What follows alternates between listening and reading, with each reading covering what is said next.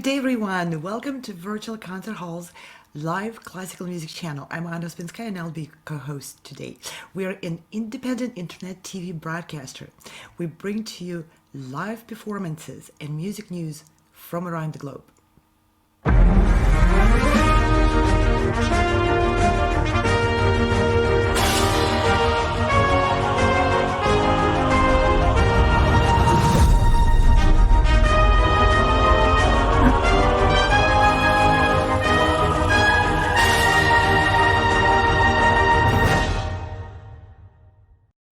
Today's presentation is the Contemporary Quartet Project. It's a joint production of Virtual Concert Halls and Vox Novus. The purpose of this production is to bring the most brilliant of living nowadays composers to the attention of a wide audience and to give you all an opportunity to hear the new quartet music. You will hear live performances of new quartets by RUSQUARTET, and it's an established chamber ensemble from Moscow, and they'll be joining us from the studio of Moscow Conservatory. You will meet the composers whose pieces are presented today. You will hear about how those pieces came to be from the authors themselves. You'll be able to post your questions and have them answered by the composers and the members of RUSQUARTET. We would like to encourage everyone, please hit that chat button. Please give us your comments. Please make yourself present and visible to us. The entire program is streaming live directly from Moscow. And we would like to thank Virtual Concert Hall's production team, engineers, and show directors for their real-time work bringing this presentation to you. Today is the first concert of the two. So today's presentation is a RUSQUARTET performance, and tomorrow at 2 p.m. Eastern Standard Time, please join us again for a presentation of the second half of this small festival. And this will be a performance by Argus Quartet, who will be streaming live from New York. And now I would like to introduce Robert Voisey, who is the director of Vox Novus. Robert, it's a great pleasure to have you with us, and bravo for putting this program together. It's fabulous. Oh, thank you, Anna. It's great to be here. Hello, I'm Robert Voisey. I'm a composer and producer of Vox Novus. Vox Novus is a new music production and promotion company. We have created and presented several new projects which have featured and premiered the works of thousands of composers around the world. A few of the notable projects that we do are things like 15 Minutes of Fame, Composer's Voice, Circuit Bridges, and 60 by 60 Dance.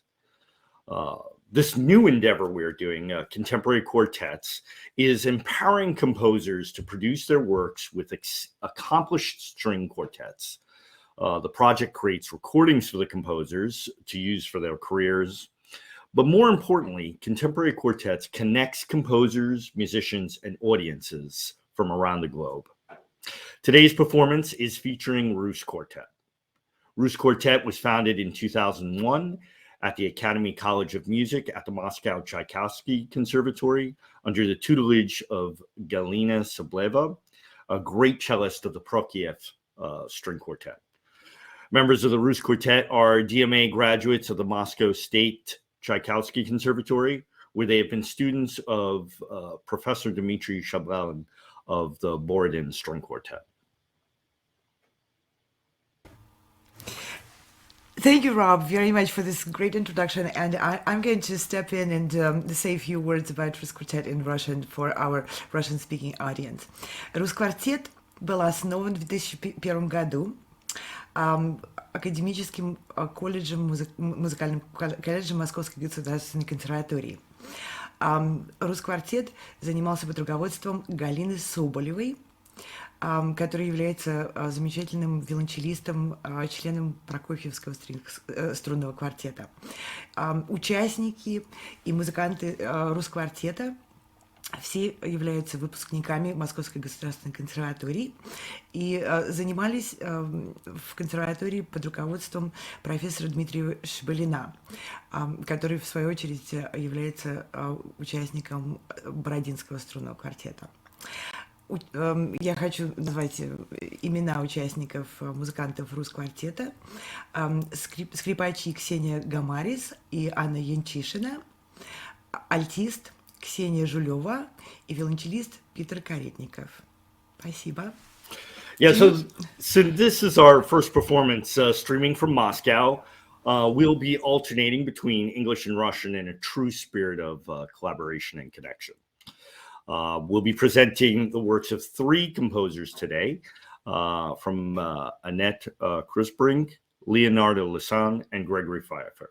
Our first work that we'll be presenting is String Quartet number 1 in memoriam of Domenico Scarlatti by Annette Kruisbrink. She is a Dutch guitarist and composer. Annette Kruisbrink has composed over 400 works, primarily for guitar and guitar with other instruments. From 2000 to 2010, she taught at the Contemporary Music at Ethnomusic at the Conservatory of Music in Zwolle. And she's the director of the Annette Guitar School in Emmeloord, where she also teaches guitar. Okay, just give me a little moment. Первое произведение, которое будет представлено сегодня, струнный квартет номер 1, написанный в память Доменико Скарлатти, композитор Аннетта Крюсбринк. Аннетта Крюсбринк является гитаристом-композитором, и в ее репертуаре более 400 произведений, которые были написаны в течение ее жизни. В основном для гитары и для гитары в составе других инструментальных ансамблей. В течение 2000 по 2010 год она преподавала современную музыку и этническую музыку в консерватории в Зволе. Анна Крюсбринк является директором школы Анида гитары в Эммерлорд, где она также преподает гитару.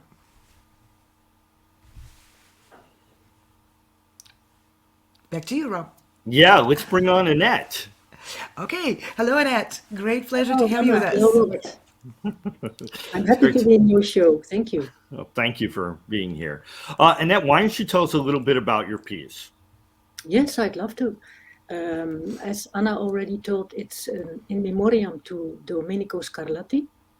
And actually it was commissioned by a good friend of mine who adores the sonatas by Domenico Scarlatti. So my first idea was to incorporate elements of Scarlatti in my composition. And actually it is filled with this idea. The first movement consists entirely of the trills from the sonatas, the 545 sonatas by Scarlatti. Not all, of course. I took the previews, I show you, from the Tavola Tematica as categorized by Mr. Alessandro Longo.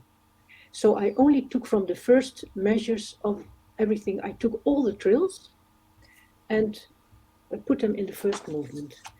The pitches remained intact, but only the note durations are changed according to my own taste. The second movement, I forgot to tell you that the first movement is called Trill Longo, from the trills and from this Mr. Longo. Then the second movement I composed after reading the biography of Scarlatti and his family. And especially I was touched by the situation of Scarlatti's mother. She stayed home when Scarlatti and Domenico and his father Alessandro were touring around through Europe for months. Scarlatti's mother was left alone in her house. So I created a kind of abandoned, sad, still, alone, lonely atmosphere in this movement.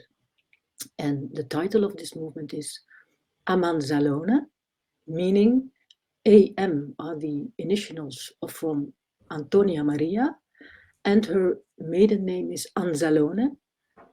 So Amanzalone, and note that the last part of this Anzalone is alone. then the third movement, I connected a chromatic scale to the alphabet. So instead of playing notes, you can play also names connected to the certain notes. And in the third movement, you hear the tema, Scarlatti and Domenico and Alessandro. These three words are the theme, and you hear them returning all the time in the piece. And furthermore, I also wrote their names in Morse code. Morse is a code for telegraphy used in the former century and invented by Samuel Morse. And to explain, the most known Morse code is SOS, dot, dot, dot, line, line, line, dot, dot, dot. You will hear this in my music, but you will also hear in the middle section the names Alessandro, Domenico, and Scarlatti, all in Morse code. This is about what my piece is, and I hope you enjoy listening. Thank you. Thank you, Annette. Thank you, Can't Annette. wait to hear it. It's going to be awesome. That is such an interesting explanation, and thank you so much for giving us this little bit of overview how it was composed, because it gives so much more understanding as we're preparing to hear the piece. Wonderful. Thank you. Great. So let's hear it and bring on RUSQUARTET. И сейчас мы приглашаем RUSQUARTET на сцену, который будет выступать и играть струнный квартет номер 1 имени Доменико Скарлатти, в память Доменико Скарлатти, Аннетты Круисбринк.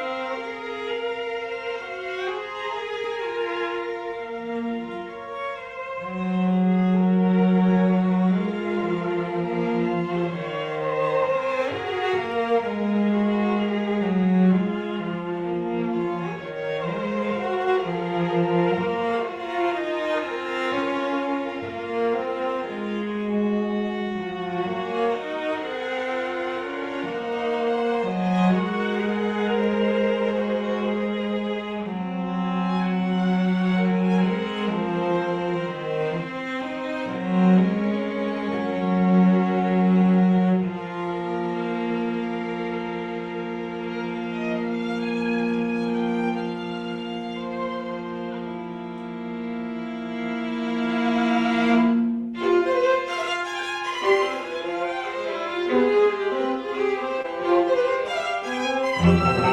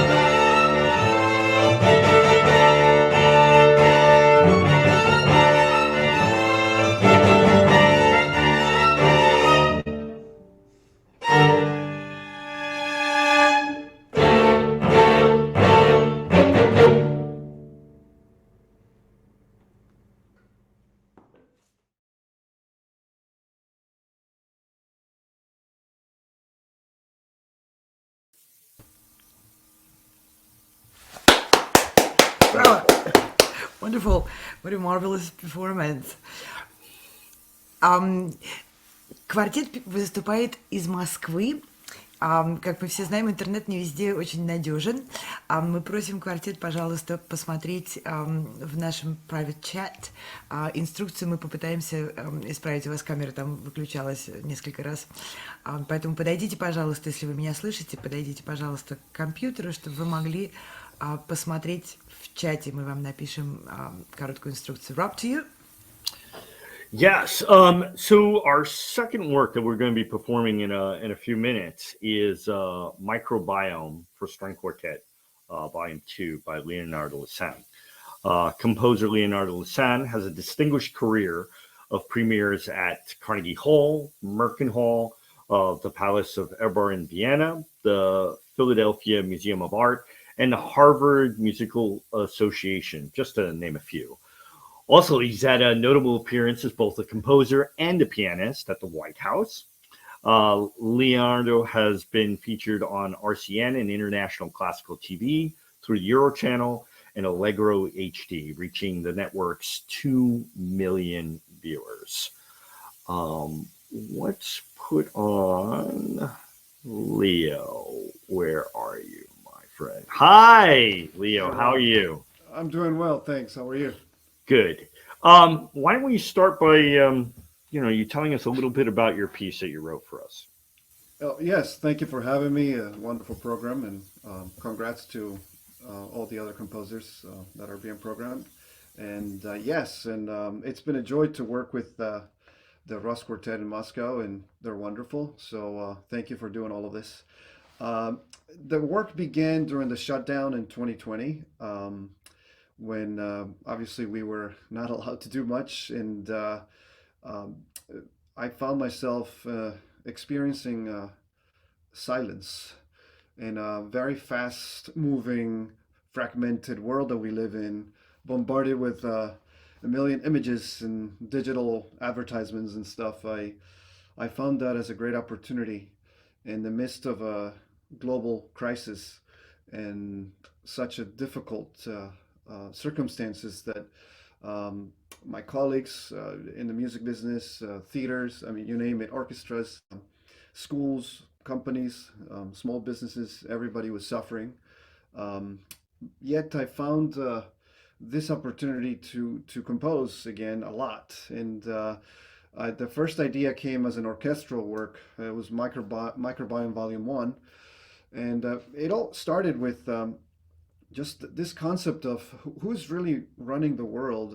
We see superstars, movie stars. We see famous athletes that are so notable, and and obviously corporations and every other leading force. But what this pandemic taught me was that there's something else. There's a hidden force, an invisible force that we can't see, but at any moment can deter our plans, can stop the world. So that was really inspiring.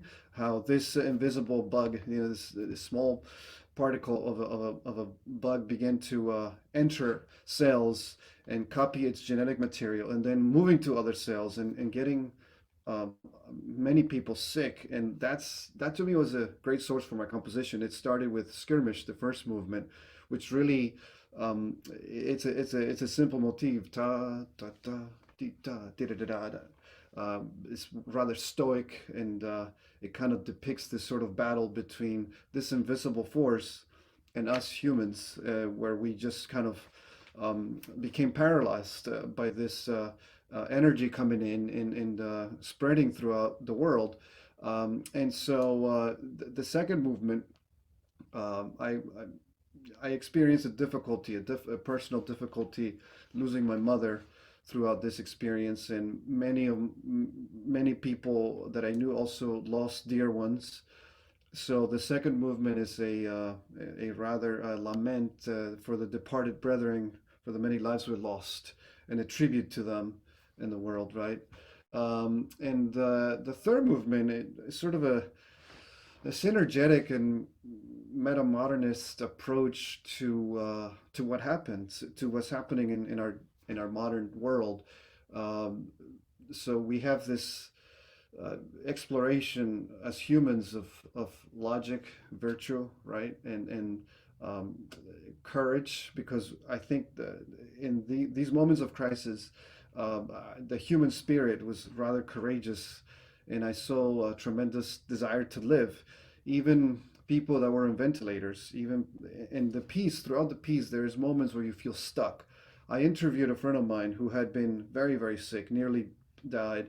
And he explained to me the process of feeling like you can't breathe, like there's not enough oxygen. And the piece has moments where you feel stuck, where you can't breathe, where you, and you know, to conclude my explanation, the final movement is also it sort of depicts this rush to find, to innovate in the medical community, to come up with some kind of vaccine, some kind of treatment, something, a solution to stop this, to get us back to normal. And the microbiome at its foundation really talks about how in the beginning all we had was our microbiome. We were completely at the mercy of this virus, and we didn't have vaccines. We didn't have much treatment. So the microbiome in us really had to fight back. And for some of us, fortunately, we survived, and some of us we've lost, and hopefully we will be better off. Our humanity will be better off, and many works of art and much more innovation in science can come from this, so that we can prepare ourselves better. And that's the whole sort of inspiration for the work. Sounds awesome. I mean, awesome in the way of, anyway, I hope we can talk more about this later, but the sort of like role and, the role that a composer sort of plays. I mean, this is our sort of duty and mission to sort of take these things. I like how you talk like this invisible force. You know, there's these movements that go throughout the world and in our lives that go back and forth, and it's kind of our role to sort of internalize it and then express it out for everybody to hear and experience, right? Absolutely. And there's a moment in life where composers, we sometimes we write something that has nothing to do with what's current, what's happening. So you really can't limit yourself to whatever's is happening currently. But at the same time, art seems to be this sort of archival memory, where many things pass. But if you look at the Greeks, the Babylonians, if you look at the history of every civilization, art seems to be something that we can discover and to learn about that particular culture. And we're very fortunate to have digital technology now to record, to collaborate with wonderful artists in Moscow, right? I think we can make this a better situation. And I think you're doing that with this project. And that's all we can, I hope, aspire to do. How Thank can you. we use this for the best, right? Yeah, I agree. Meanwhile, let's bring on RUSQUARTET and to hear your piece, Microbiome. Thank you.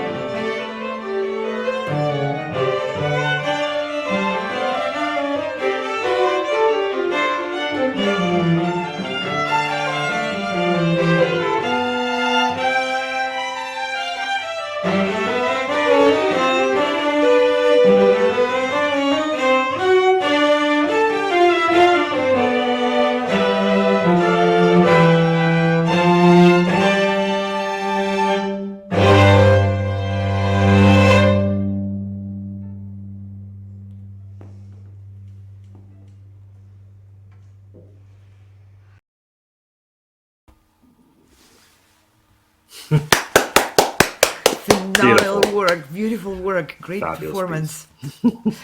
What a great piece.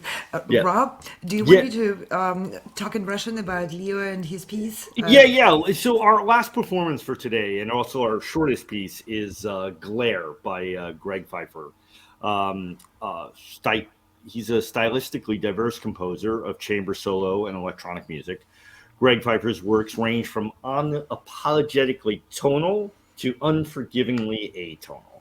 His works have been performed at June in Buffalo Festival, the International Frequencies for New Music in Darmstadt, and by groups such as Boston Microtonal Society, Thing NY, the Curiosity Cabinet, and Contemporary Chamber Players of Stony Brook University.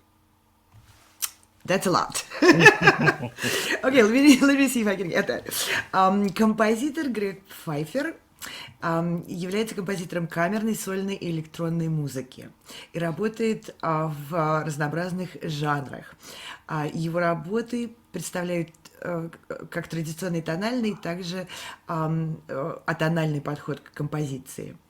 Его произведения исполнялись на многих фестивалях, включая Джун, фестиваль в Баффало, международный Foreign Cursive for Neue Musik в Дармштадте, а также исполнялись известными группами камерных исполнителей, такими как Бостонское микротональное сообщество, Thing New York, а также Curiosity Cabinet и современные камерные исполнители университета Стони Брукс. And let's bring on Greg to talk a little bit about his piece. Welcome, Greg. Hi, Greg. Great pleasure. You need to unmute yourself. Yeah. Hello. Yep, let me unmute. Hi.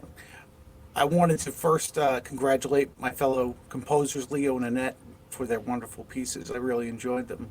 And the piece that you're going to be hearing momentarily, Glare, is it's a challenging piece. The way that I was exploring microtonality and tuning in quarter tones, but in prior pieces I had used quarter tones as sort of a way of exaggerating melodic lines and adding sort of color. Whereas in this piece, it's very challenging because it requires that the players shift from one in-tone 12 equal tempered tuning to another and back and forth and perform this in tune with themselves. It's basically like trying to land on the head of a pin over and over again. And the RUSQUARTET, Xenia, Anna, Ksenia, and Peter worked very hard to bring this performance today. and I'm thrilled that it's getting played, and I hope you all enjoy it. Thank you, Greg, for a wonderful introduction. And yeah, well, let's hear Guerre.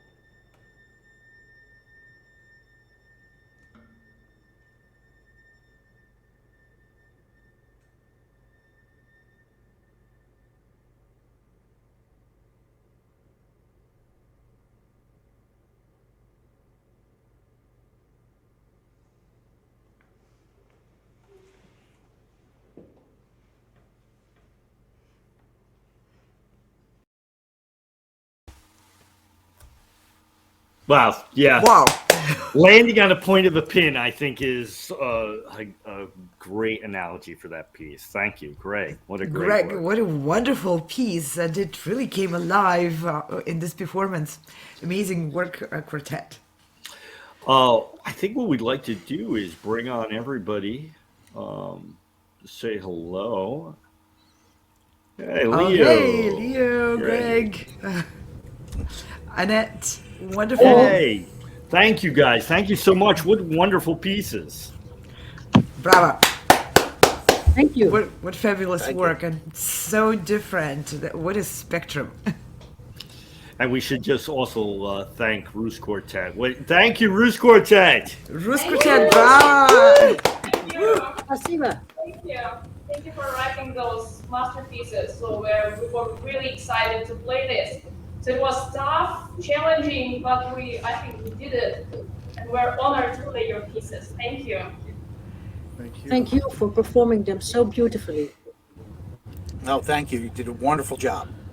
Nailed it. Yes. You guys really wonderful. What a great performance. What a wonderful concert. And I love the new music. It's just so refreshing. You guys have such brilliant ideas. And let me ask a question to RUSQUARTET. So when I put together this project for Contemporary Quartets, and it was to sort of introduce, new quartets to living composers and living composers back to quartets. The project has been very fortunate to work with great musicians like yourself. You play a lot of new music already. How did you feel about this project compared to new music that you usually do, or what was like the pluses and minuses, or like the advantages and disadvantages? That's a long question. Guys, do you need me to help a little bit with the translation? That was a very long question. That's fine. Okay. First of all, we were really thrilled because, as you said, of course, we played lots of contemporary music, but not extremely contemporary. Let's say that. And when we agreed to participate in this project, of course, we were thrilled, kind of a little bit. We're really curious. We were wondering how it's like, and we decided to take a challenge, I'm sitting and as I'm talking to you, I'm thinking of classes, and I think that we gained a new level, thanks to your pieces, because we of course practiced a lot, and now as we're playing, as we just performed, I think all of us can see that our level, even we improved our level. I think that's totally obvious for everyone of our quartet, and lots of million of different effects. Of course, starting with our famous glare piece that almost made us insane. So we are so enormously grateful to Greg Pfeiffer for this piece. I think we'll be playing it maybe for encores.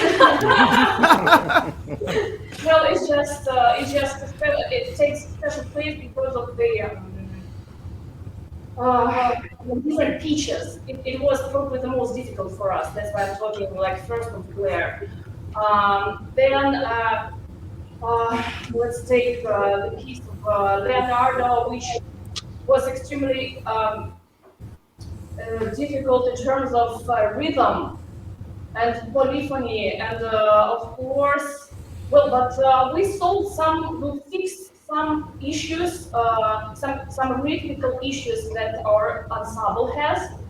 So we're grateful to Leonardo for those difficulties. The second movement, I think my colleagues would agree, it sounds so Russian. I don't know, it sometimes because when it was deep, and it obviously shows this deep idea of the loss of the whole world during the corona pandemic. I think everybody would agree, and many of our relatives were suffering, and that's a fantastic movement because it reminds of Russian mellows a little bit to us, and to such composer like Borodin. And it was very interesting piece, again, in terms of alterations, and again, it's very charismatic. And Annette's wonderful piece dedicated to Alexander Scarlatti. Domenico and his father, yeah. sorry, Sandra. So it's wonderful, very interesting piece in terms of the idea and how Annette showed in the conveyed this harpsichord ornaments idea. So it was very interesting, very innovative. So it's a contemporary Scarlatti version, and it was pretty fun. It was pretty fun to imagine some guitar rocking in the finale, which is also very challenging rhythm-wise, and we're also very grateful to Annette for rhythmical challenges for us. But I think there are only pluses. I can see even the minus. Of course, we practiced a lot, and but it's just. Well, it gave us a new level. Maybe just one minus, sorry, because just one minus, that's this is all live performance, not live. Oh, yeah! So just one minus. So, yeah, I think that's fantastic tradition. Yes, challenging. Well, digital era. Hello. We are here for you. So excited to play from Russia. Thank you, guys. I think we could give you a big applause now. Yes. Oh, yeah. Standing ovation to everyone. Yeah. Yeah, I think I want to ask a question to the composers, but first of all, just thank you. Yeah, it would be great. I wish I was there in person, to be honest. Even if it was just setting up the mics and all that. You guys sound great, and it'd be so much better in person. But it's even groups that play a lot of new music. There is so many composers, and it's so diverse that it's hard to know it all. So you want to just try to keep that connection. And I guess with that, let me point the question back at the composers. So what do you think about the online format and getting people to perform your pieces online and that connection? How do you feel about that? Maybe start with you, Leo. Well, I see it as a very interesting avenue and possibility. Obviously, aesthetically and acoustically, I would rather be in Moscow right now, listening to the wonderful RUSQUARTET, and I would enjoy every breath they take and every wonderful tone they've produced in all the pieces from my fellow composers and Annette and Greg's work as well. So I'd rather be in person. I agree with that. But this has given us a tool to stay connected, to collaborate, to produce new works, and to obviously when the Omicron is still happening, we can keep people safe, right?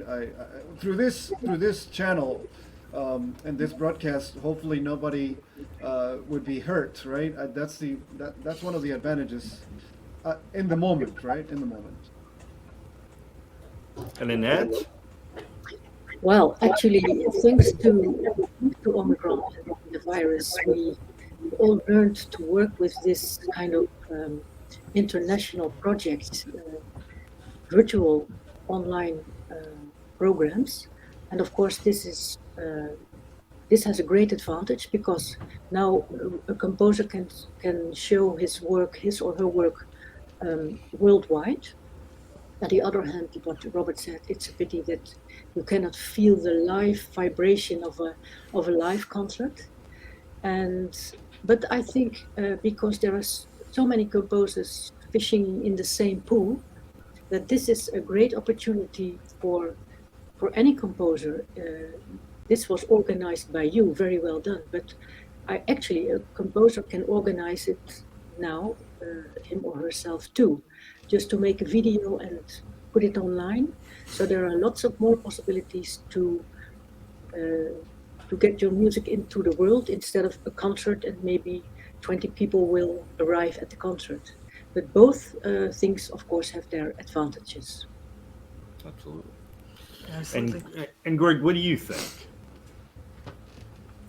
I agree with both of them. I mean, I love being there live. I love being in person, being around people, being able to collaborate and hear things in the room.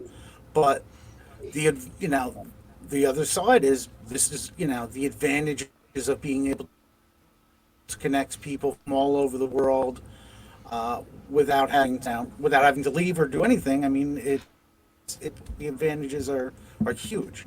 So anything. I mean, we're trying to music. If anything, is trying to communicate with people. So if we can, this is another avenue for communication. We like to have music be broadcast. We want to reach people as best as we can. I like the live thing personally, but this may reach more people this way. And if that's if my goal is communication, then I should be thrilled about it. Yeah, this is true. Yeah, and I want to agree say wholeheartedly.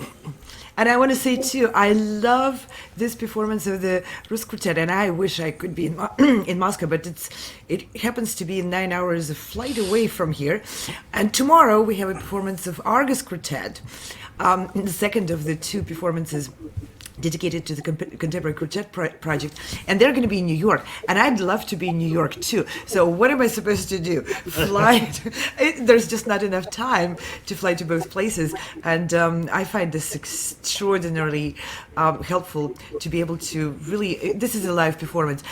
I do feel their breaths. I do feel that it is a live performance. It's not being recorded and edited many times. There is a difference in that moment. I can feel the RUSQUARTET for sure delivered that vibe of the live performance to me.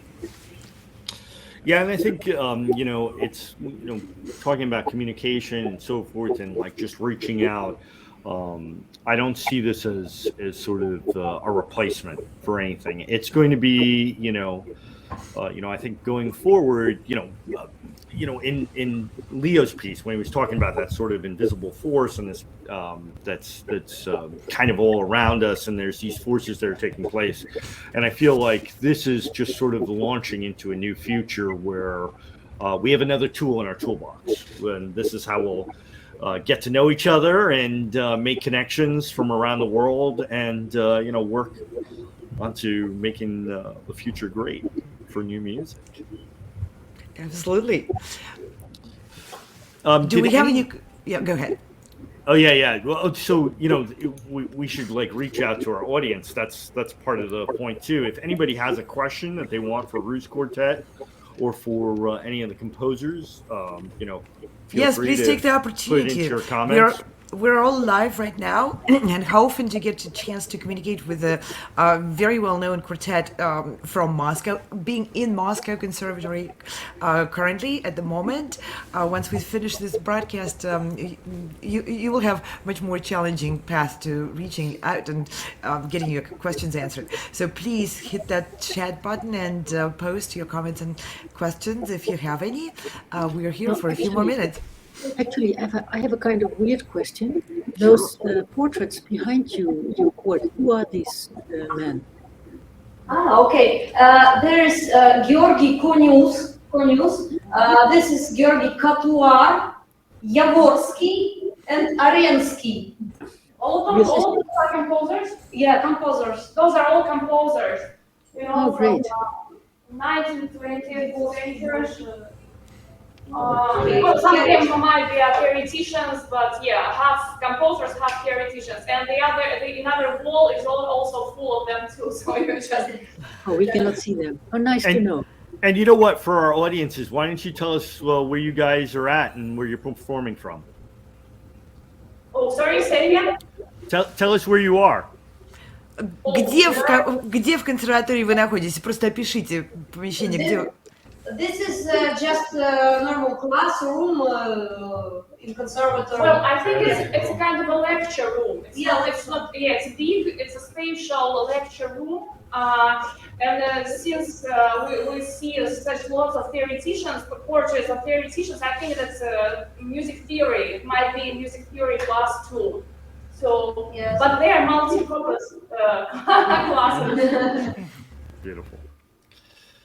Great. Well, does anybody have any other comments or questions? Or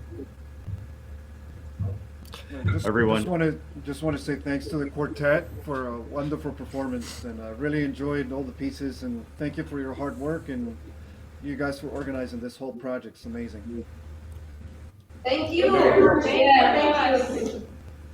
Yes, thank you, thank you, thank you, thank you. As a composer, I just want to express my warm, heartfelt appreciation for you guys playing our music. Anyway, it's just really special for composers to have musicians that are dedicated to what we write. It's it's a very personal process. So anyway, thank you so much, and thank you, Virtual Concert Halls, for helping us get this out to the world. Yes, thank you very much. amazing. And I want to thank our audience. Thank you very much for joining us and for watching this program. I want to remind everyone that this is the first concert of the two performances of contemporary quartet music written very recently. And this was the contemporary quartet presented to you from Moscow by RUSQUARTET, and tomorrow we are going to have the second of the two concerts, which will be performances by Argus Quartet joining us from New York. And I also would like to thank everyone on the Virtual Concert Halls team. Please give your applause to our directors, show directors, and technicians, and sound engineers, script writers, and hosts, and everyone involved. The company is established and run by professional musicians with a full understanding what we as musicians and of different disciplines really want and how we want to communicate. So this was brought to you by professional musicians who are creating this channel for you to connect with us during these challenging times and going forward if you happen to not be able to travel around the world to see all the concerts which you want to see. And I want to thank again very much the composers and everyone involved in this production. Great applause. This was a lot of work, but it was so worth it because these were beautiful performances, and I see a bright future for all three quartets presented today. And I'm wishing you all the best going forward. Thank you very much. We'll be saying goodbye to everyone. So if you want to... Bye-bye. Thank you. Thank you. Bye. Thank you, quartet.